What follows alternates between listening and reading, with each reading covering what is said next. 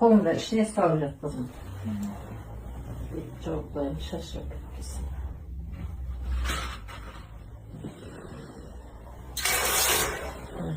Aşağı. Kırayım.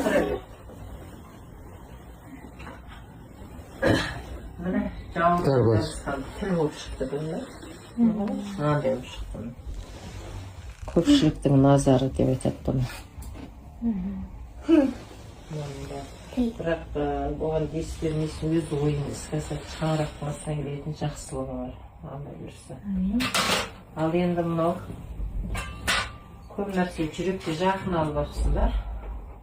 Жүрекке жақын алмай.